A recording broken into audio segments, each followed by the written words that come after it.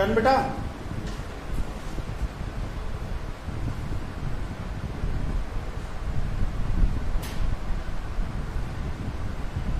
अच्छा,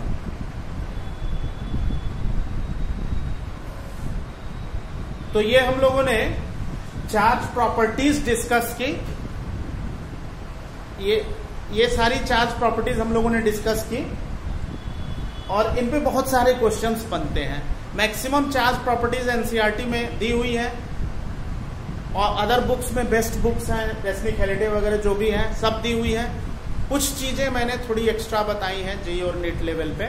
तो कुल मिला जुला करके इतना चार्ज प्रॉपर्टी हम लोगों को डिस्कस करना है। ठीक है, क्लियर? हाँ बोलो ध्रुव। सर वो जो capital Q plus small Q जो किया है वो किस पे चार्ज है, मतलब जो बचा आउटर सरफेस पे बचा हुआ चार्ज। जो पहले चार्ज कैपिटल क्यू था उसमें से माइनस क्यू जो है इनर सरफेस पे चला गया, तो आउटर पे कितना चार्ज आया? क्यू प्लस क्यू आया। ठीक है ना, क्लियर? अब बच्चों मैं इलेक्ट्रिक चार्ज के बाद इलेक्ट्रिक फोर्स स्टार्ट करता हूं, जिसको हम कहते हैं कूलम्स लॉ। क्या कहते हैं उसको? Coulomb's law. तो हेडिंग डाल दीजिए electric force. Electric force. Property sir है ना। हाँ, अब ये इलेक्ट्रिक चार्ज कंप्लीट हो गया। अब इलेक्ट्रिक फोर्स हम लोग डिस्कस कर रहे हैं और इलेक्ट्रिक फोर्स को हम कहते हैं Coulomb's law. Coulomb's law. Electric force bracket में Coulomb's law, COULOMBS apostrophe S law, Coulomb's law.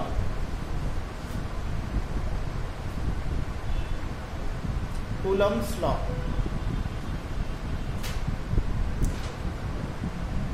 इसका स्टेटमेंट लिख लो बेटा कूलम्स लॉ का। Electric force between to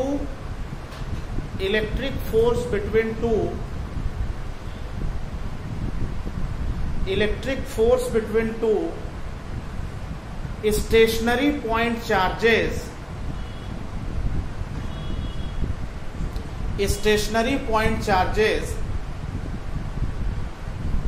at small separation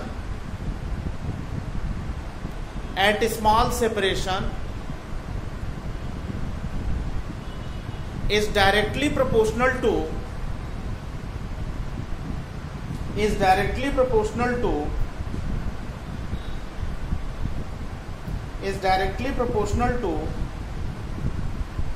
product of their magnitude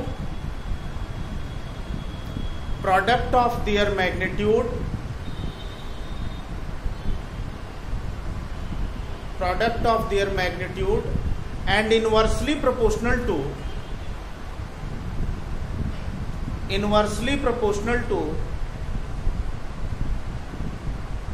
square of the distance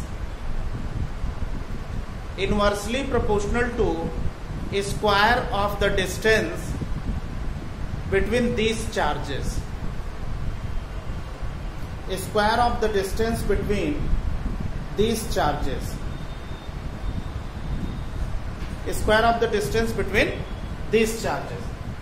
देखिए बेटा, ये दो स्टेशनरी पॉइंट चार्जेस हैं Q1 और Q2। Q1 और Q2 इनके बीच की सेपरेशन स्मॉल r है।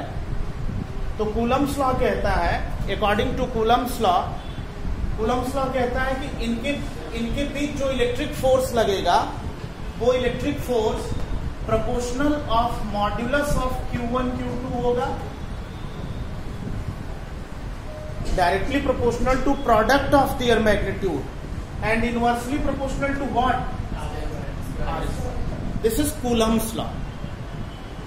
F proportional to modulus of Q1 Q2 proportional to 1 by R square. Combining these two, इन दोनों को कंबाइन कर दे बच्चों तो क्या लिख सकते हैं? F proportional to mod Q1 Q2 divided by R square। और प्रोपोर्शनैलिटी हटाने के लिए एक कांस्टेंट यहां लगाते हैं स्मॉल के, इसको कहते हैं इलेक्ट्रोस्टैटिक कांस्टेंट। स्मॉल क्यू को क्या कहते हैं बच्चों? Electrostatic constant. तो पहले आप इतना लिख लीजिए,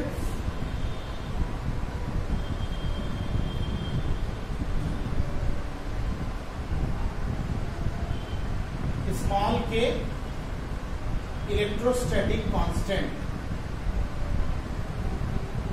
स्मॉल के इलेक्ट्रोस्टैटिक कांस्टेंट।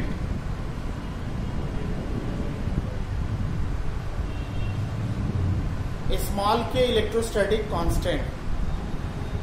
सेम फॉर्मूला आपने पढ़ा था ग्रेविटेशन में मासेस के लिए, G(m1m2/r²), बट यहां पे चार्जेस के लिए। ठीक है। अच्छा एक बात बताओ, आई थिंक सेम फॉर्मूला है ना, सिर्फ वहां पे G की वैल्यू होती थी 6.67 10⁻⁻11 न्यूटन मीटर स्क्वायर पर kg स्क्वायर, लेकिन यहां पे K की वैल्यू मैं आगे बताऊंगा आपको 9 × 1/4πε0, आगे आऊंगा 9×10⁹ जनरली यूज होता है।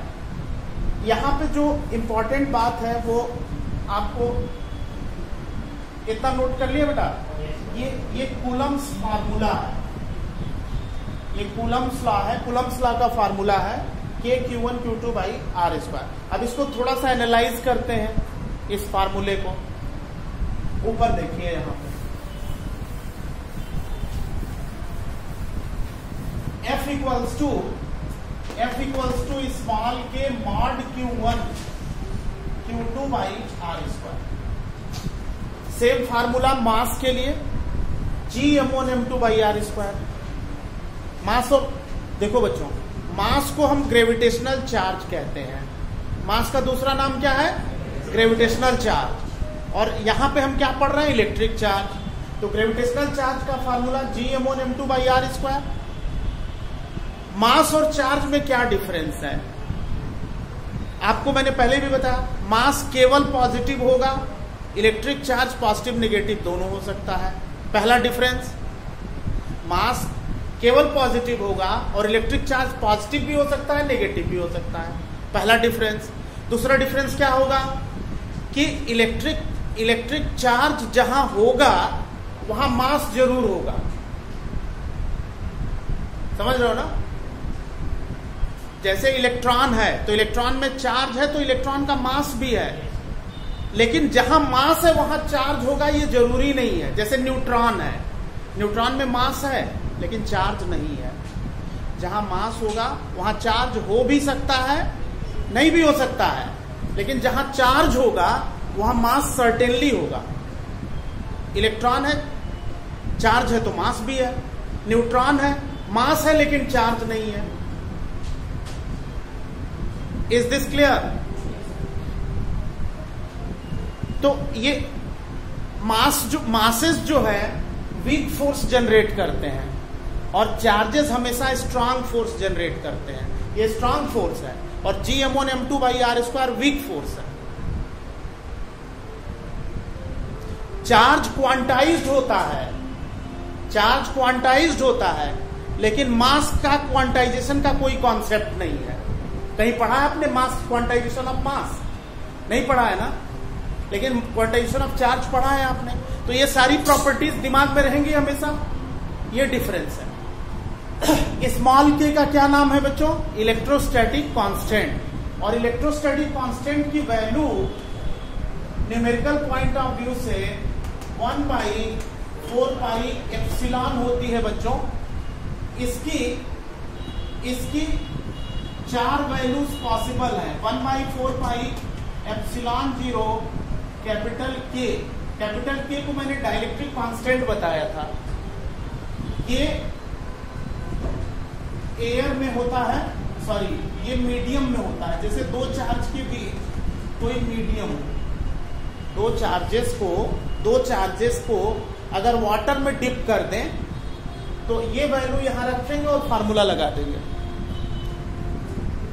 ये वैल्यू बेटा ध्यान से समझिएगा, ये वैल्यू 1/4πε0 होती है, ε0 बोलते हैं इसको, और इसकी वैल्यू 9 × 10⁹ होती है न्यूटन मीटर स्क्वायर पर कूलम स्क्वायर। ये दोनों वैल्यूज ये दोनों वैल्यूज मीडियम और एयर के लिए यूज की जाती है। जैसे दो चार्जेस, दो इलेक्ट्रॉन के बीच 1 एंगस्ट्रॉम डिस्टेंस है, मीडियम दिया नहीं है, तो ये वैल्यू यहां रख लीजिए और लगा दीजिए, आंसर आ जाएगा, फोर्स आ जाएगा दोनों के बीच।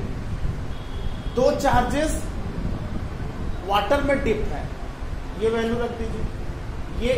ये वैल्यू एसआई सिस्टम में यूज होता है बच्चों। सिस्टम कितने तरह के बताए हैं मैंने? 2 तरह के, एसआई और, अगर एसआई सिस्टम में है यानी चार्ज कूलाम में दिया है, तो आप ये वैल्यू मीडियम और एयर के लिए यहां रखिए, फार्मूला लगाइए, आंसर मिल जाएगा बच्चों। दूसरी वाली एयर एयर के लिए एसआई सिस्टम के न्यूमेरिकल में आप कैसे पहचानोगे कि एसआई सिस्टम का न्यूमेरिकल है? चार्ज कूलाम में दिया होगा और डिस्टेंस मीटर में दी होगी, तो पहचान जाएंगे। अब देखेंगे कि मीडियम का है कि एयर का है। दो चार्जेस के बीच में ग्लास शीट रख दी, ये लगाएंगे। ग्लास शीट नहीं रखी है, ये लगाएंगे, फार्मूला लगा देंगे, न्यूमेरिकल का आंसर आ जाएगा।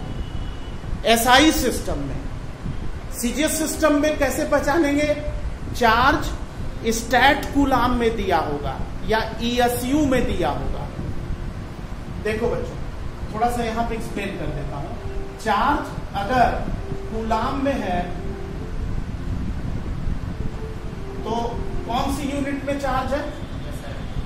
कूलाम में है तो एसआई में है बच्चों। सीजीएस सिस्टम में स्टैट कूलाम होता है, स्टैट कूलाम। दूसरा नाम जानते हैं इसका क्या होता है? ईएसयू।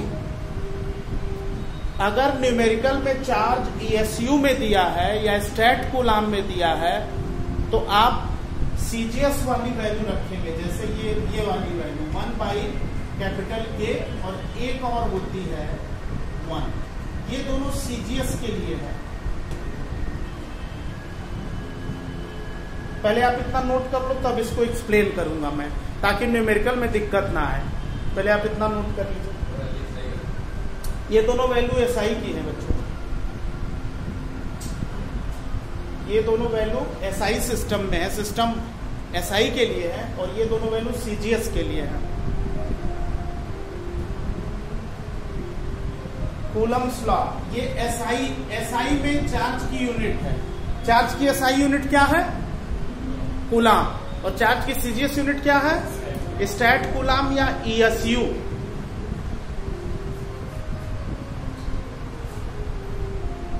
आपने न्यूमेरिकल आप कर रहे हैं, न्यूमेरिकल में चार्ज ईएसयू में दिया है, आर सेंटीमीटर में दिया है, मीडियम दिया हुआ है, तो ये वैल्यू स्मॉल के की जगह रखिए, फार्मूला लगा दीजिए। आप आ रही बात समझ में? और अगर मीडियम नहीं दिया है बच्चों, तो के की वैल्यू 1 रखिए। अगर मैं आपसे कहूं कूलाम का फार्मूला ये है, कूलाम का ये फार्मूला है, तो आप मुझे बताइए ये फार्मूला कब लगेगा? कूलम्स लॉ का ये फार्मूला आप कब लगाएंगे न्यूमेरिकल में? जब न्यूमेरिकल सीजीएस सिस्टम में हो और उसमें मीडियम मेंशन नहीं हो। तो ईएसयू सेंटीमीटर स्क्वायर, फोर्स आ जाएगा डाइन में। किस में आ जाएगा बच्चों? डाइन में। और 1 न्यूटन में कितना डाइन होता है? 10⁵ डाइन। अच्छे से मालूम है। 1/K यूज करेंगे जब सीजीएस में हो और दो चार्जेस के बीच में ग्लास की शीट रखते। हाँ? मीडियम कोई भी हो, केरोसिन ऑयल में डिप कर दिया, केरोसिन के टब में, पानी के टब में चार्जेस को डुबा दिया, मीडियम आ गया ना। डाइलेक्ट्रिक कांस्टेंट ऑफ एयर क्या बताया था आपको मैंने? 1। डाइलेक्ट्रिक कांस्टेंट ऑफ मेटल क्या बताया था? इन्फिनिटी। ग्लास का डाइलेक्ट्रिक कांस्टेंट 6 to 9 के बीच में कुछ भी हो सकता है, क्योंकि ग्लास फ्लिंट हो सकता है, क्राउन हो सकता है, ग्लास के कई टाइप होते हैं ना, हार्ड ग्लास हो सकता है, तो के की वैल्यू चेंज होगी। वाटर का डाइलेक्ट्रिक कांस्टेंट 81 होता है बच्चों, याद करने की जरूरत नहीं है, it will be given in the numerical, दिया जाएगा। तो इलेक्ट्रोस्टैटिक कांस्टेंट की वैल्यू 1 जनरली किसी भी बच्चे से पूछोगे तो कहेगा के की वैल्यू 1/4 पाई एप्सिलॉन नॉट होती है। ऐसा नहीं है, के की वैल्यू 1/4 पाई एप्सिलॉन होती है। एप्सिलॉन को कहते हैं बच्चों एब्सोल्यूट परमिटिविटी। एसआई में ये, सीजीएस में ये। कूलाम, स्टैट कूलाम, इनमें रिलेशन होता है 1 कूलाम 3 × 10⁹ ESU, ये रिलेशन होता है। 1 coulomb equals to 3 × 10⁹ ESU। 1 coulomb equals to 3 × 10⁹ ESU, stat coulomb. Is this clear बच्चों? Is this clear? यहां पे एक चीज आपको बताना चाहूंगा मैं, एप्सिलॉन, ये जो स्मॉल के की एक्चुअल वैल्यू है, इसमें एप्सिलॉन की वैल्यू एप्सिलॉन 0 कैपिटल के है। इसको इससे कंपेयर करो बच्चों, इसको इससे कंपेयर करो तो एप्सिलॉन कितना आ गया? एप्सिलॉन कितना आया बताइए? यहां पे एप्सिलॉन कितना आया? एप्सिलॉन 0 कैपिटल के, एप्सिलॉन नॉट या एप्सिलॉन 0, नॉट का मतलब 0 ही होता है। एप्सिलॉन नॉट कैपिटल के, क्या इसको मैं एप्सिलॉन नॉट एप्सिलॉन आर लिख सकता हूं क्या? व्हाट इज एप्सिलॉन आर बच्चों? Relative permittivity. लास्ट क्लास याद करो, मैंने बताया था कि डाइलेक्ट्रिक कांस्टेंट का दूसरा नाम रिलेटिव परमिटिविटी है, और रिलेटिव परमिटिविटी एयर का 1 होता है और मेटल का इनफाइनाइट होता है। बाकी दुनिया के जितने भी मटेरियल हैं डाइलेक्ट्रिक, ये लकड़ी है डाइलेक्ट्रिक मटेरियल है, ये कपड़ा है डाइलेक्ट्रिक मटेरियल है, प्लास्टिक है, ये पेपर है, ये सब डाइलेक्ट्रिक मटेरियल है। इन सब का डाइलेक्ट्रिक कांस्टेंट अलग अलग है। बात समझ में आ गई? तो रिलेटिव परमिटिविटी को डाइलेक्ट्रिक कांस्टेंट भी कहते हैं। और क्या रिलेशन आया बच्चों, आप मुझे बताओ क्या रिलेशन आया? Epsilon is equal to epsilon 0 epsilon r. ये बहुत ही इंपॉर्टेंट रिलेशन है जिसको आप याद रखेंगे हमेशा।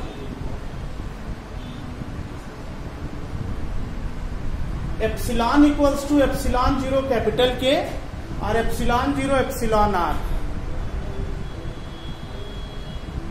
डन बेटा, नोटेड है? आपने ये नोट कर लिया पूरा? ओके, अब देखो एप्सिलॉन को कहते हैं एब्सोल्यूट परमिटिविटी। Absolute permittivity.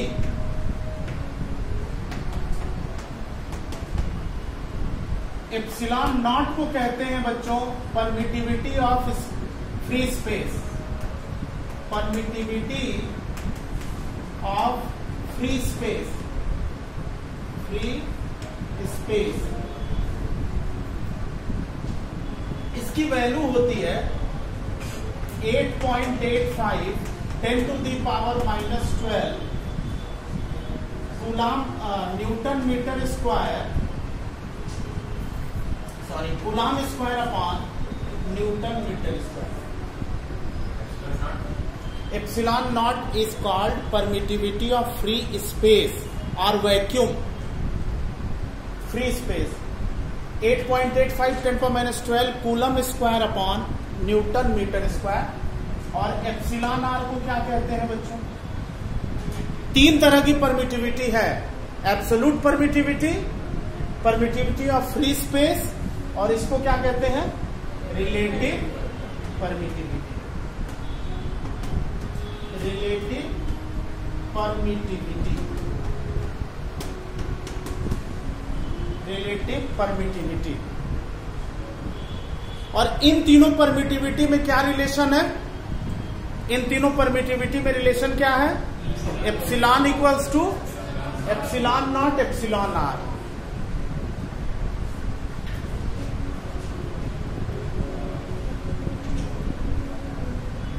ठीक है बेटा?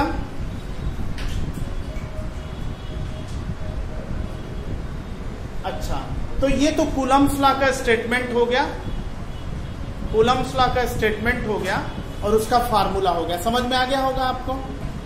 अब कूलम्स लॉ का जो फार्मूला है उसका ग्राफ प्लॉट करवा देता हूं, फिर एक दो न्यूमेरिकल्स कराता हूं, ठीक है ना।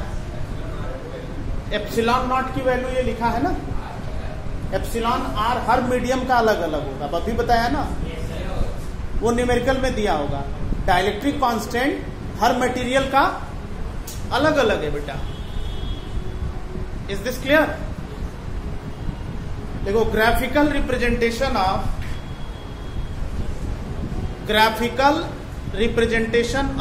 Coulombic force, graphical representation of Coulombic force,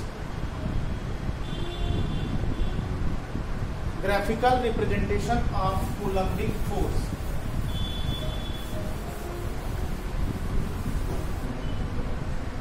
graphical representation of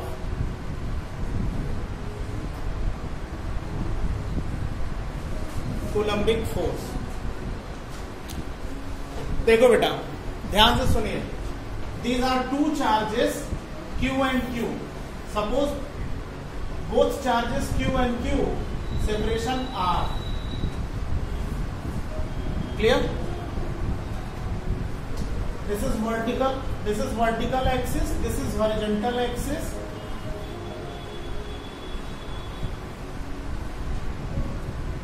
ये इस पे हम R को प्लॉट करते हैं और इस पे फोर्स को प्लॉट करते हैं बच्चों। यहां से शुरू करते हैं, इस पॉइंट तक हम आ रहे हैं। इस एक्सिस पे देखो, इस एक्सिस पे फोर्स है, फोर्स का वेरिएशन हम ले रहे हैं। कैसे फोर्स वेरी करेगा? इस चार्ज के पास since F inversely proportional to R square, Coulomb's law F inversely proportional to R square, ये रेक्टेंगुलर हाइपरबोला है। क्या है ये? Rectangular hyperbola. 11th क्लास में बहुत सारे ग्राफ प्लॉट किए थे हम लोगों ने।